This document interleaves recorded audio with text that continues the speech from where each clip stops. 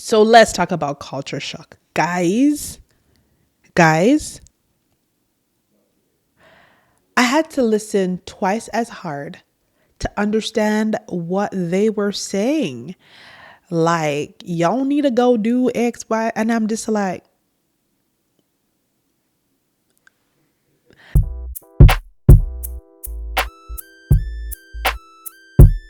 hey guys, it's Dr. Mrs. Mom, and welcome back to my channel. Today I'm starting off a new series that I think I'm going to call it Transitions. Let's see how it goes. So, as someone who's been through a few life transitions so far, I feel like it would be a great way to connect with those of you who are currently in the thick of transitioning through different things.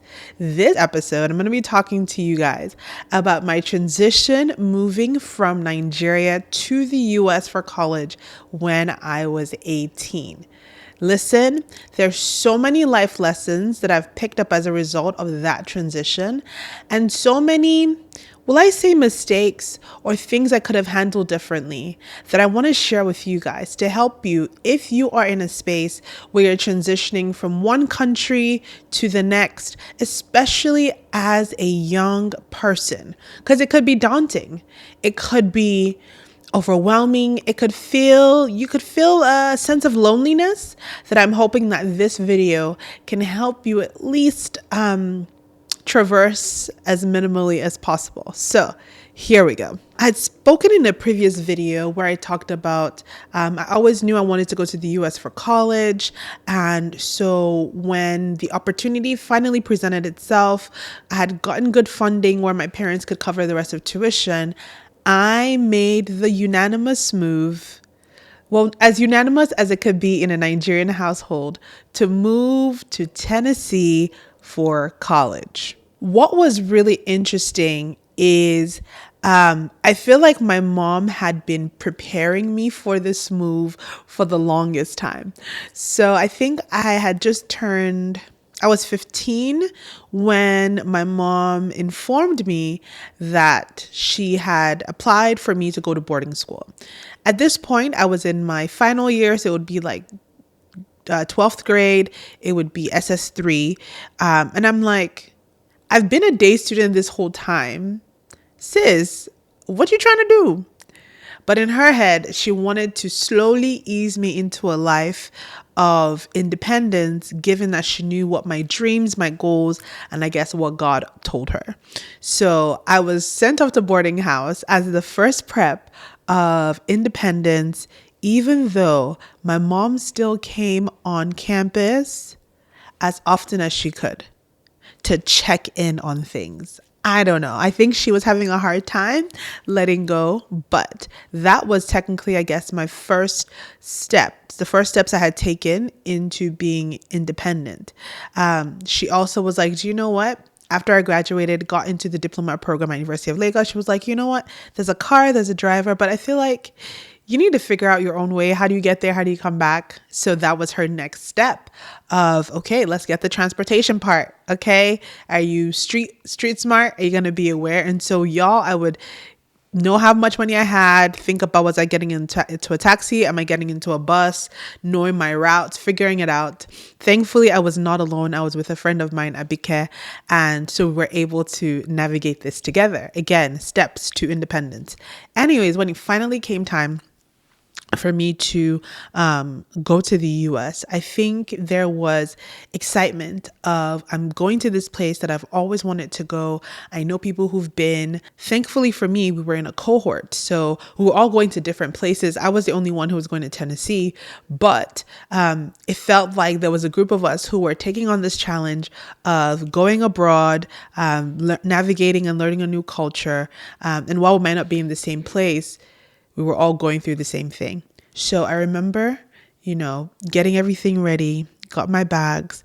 Thankfully, while I was going by myself, a friend of mine was going to Texas. So our route was Lagos, Atlanta, direct flight. And then at Atlanta, we split to our different concourses to get to where we were going. She was going to Houston, and I was going to Maryville, Tennessee. And so we got on the plane.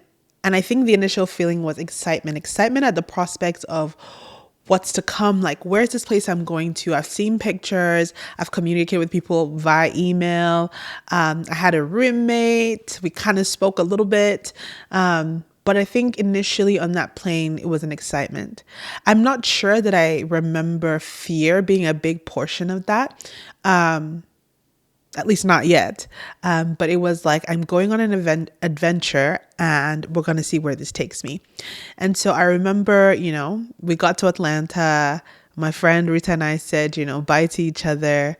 And I think it was that moment it started to become real that I'm on this journey by myself, an 18-year-old, never lived anywhere else but Nigeria, going with 2 suitcases to Tennessee. And by the way, Tennessee wasn't like the spot that people went to.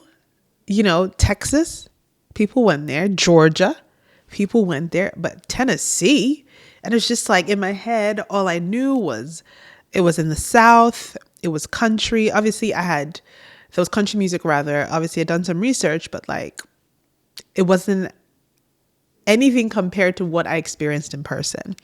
So I got there, landed at the airport in Knoxville, although Alcoa. And I got picked up by the International Welcome Committee. And I was like, I am here. My life is starting here. This is great. And I just remember thinking, wow, it's kind of chill. Life seems pretty chill, pretty laid back. I'm coming from Lagos, where hustle and bustle is the culture, right? And so I'm like, things seem pretty chill, pretty laid back, and people seem kind of nice. Like they're very, please, ma'am, yes, ma'am, no, ma'am, and I'm just like, okay.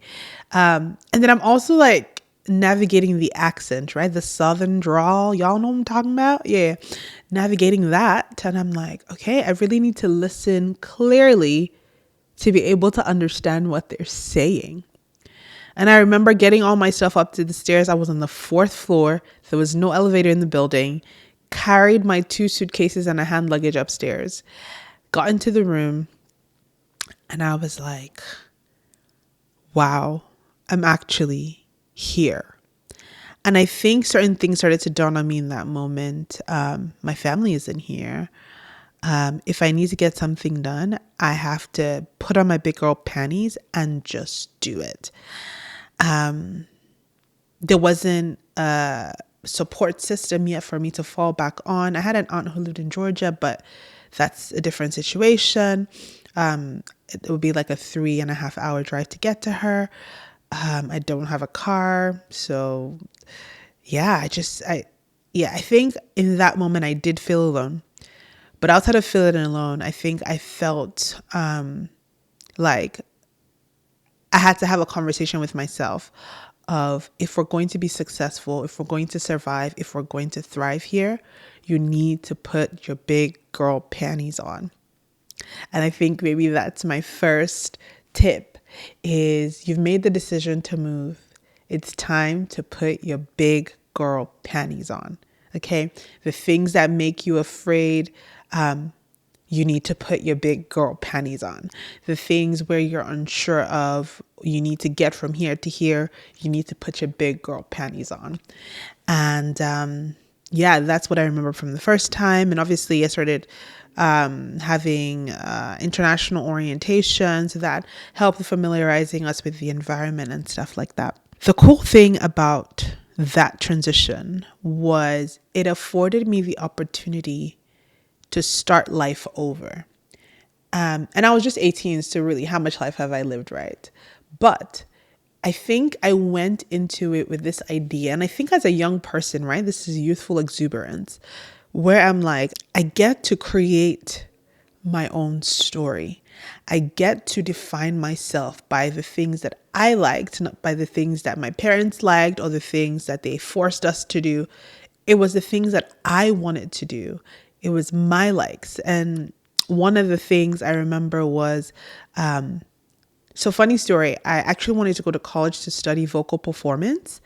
And my dad said to me, square in the face, I'm not paying tuition for you to go be a singer. And I was like, biology it is? But I remember being told, oh, there are all these choirs. There's the concert choir. There's the gospel choir. But the concert choir you have to audition for. And I remember thinking, oh, I would really like to have that experience. And I could have just said, you know what, I'll wait till next year where I'm more situated. But I was like, I get to write my own story. So I put my big girl panties on, and Kirsten, who was our the director for international education at the time, said, hey, go to, Miss Wilner, who was in charge of the choir, introduce yourself. You never know. And so I did. I found her office. I meandered through campus, got to her office, and randomly had an audition. And that was how I joined the concert choir from my first year. And again, I just remember thinking, you get to recreate, or actually for the first time, create life based off of what you like, your interest.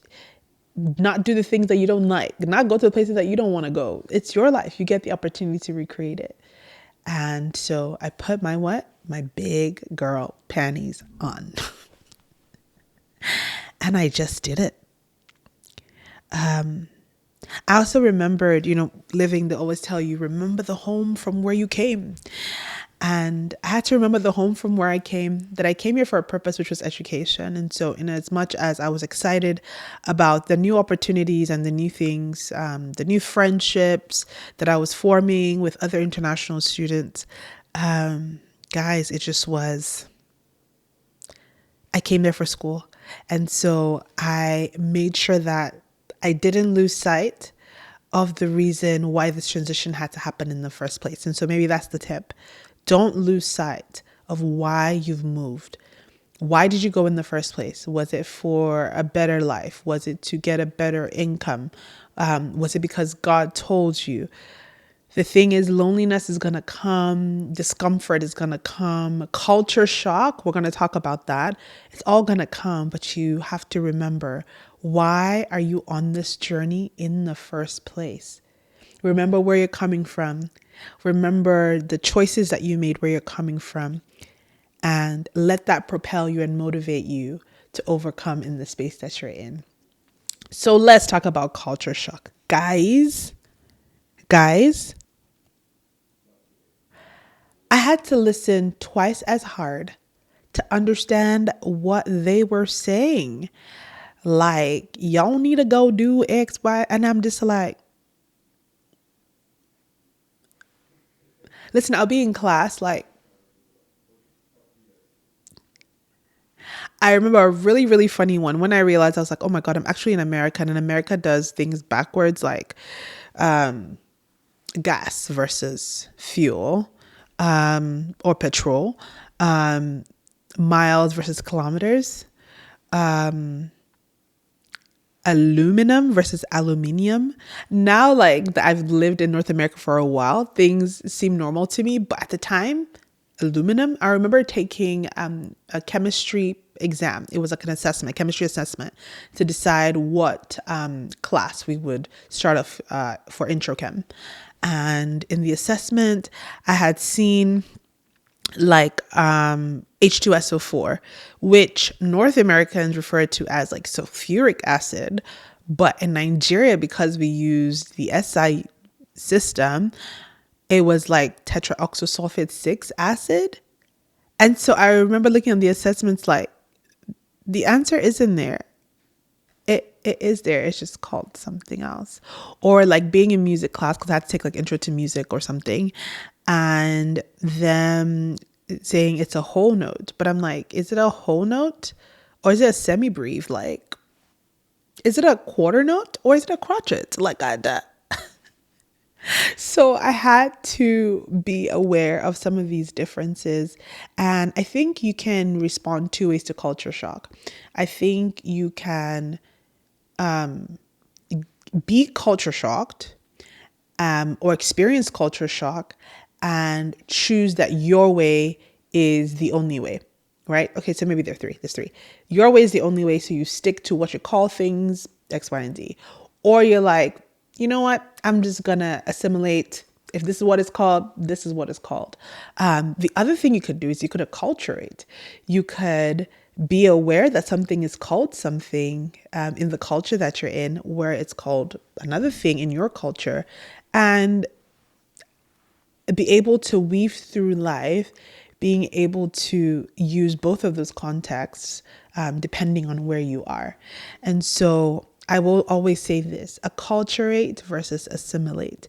Do not lose the essence or the crux of who you are, your experiences that have shaped you up until this point, because you want to fit into the majority culture.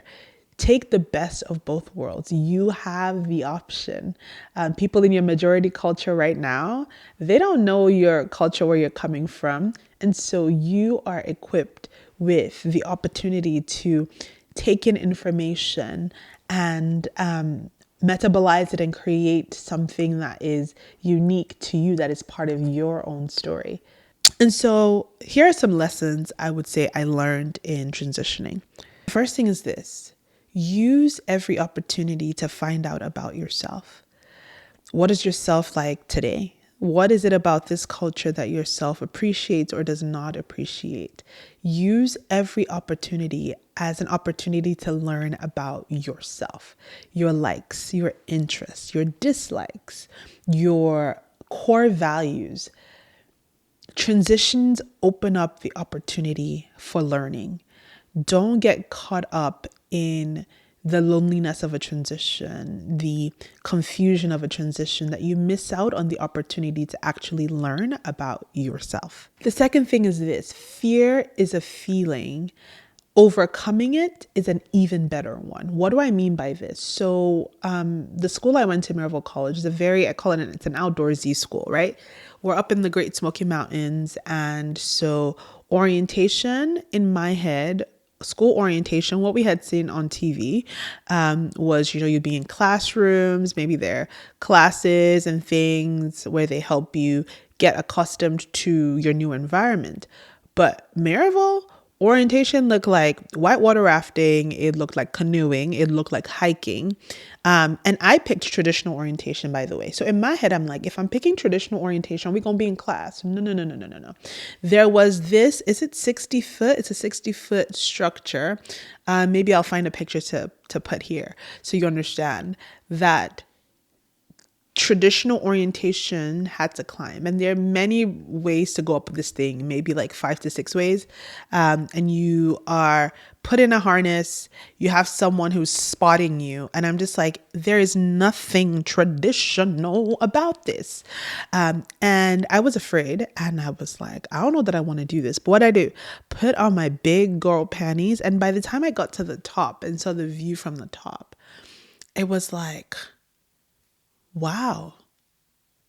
The feeling of fear, though intense and real, cannot and could not be compared to the feeling I got when I got to the top of that tower, looking down on everything.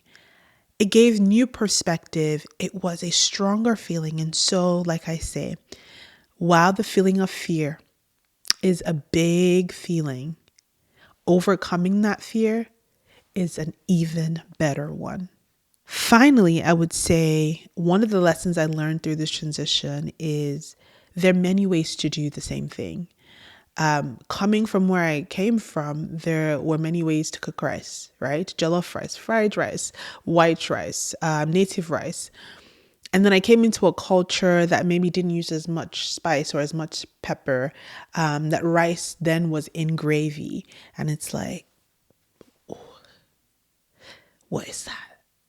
Now, the thing is, I didn't have to like it.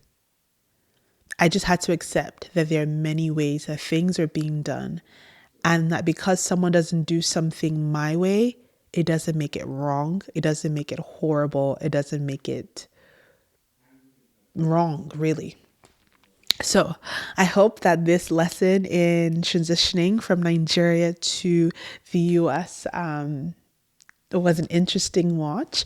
I can't wait to share with you guys some of the other transitions that I've had down the road and how they've impacted me, and maybe a lesson or two that could help you as you go through transitions.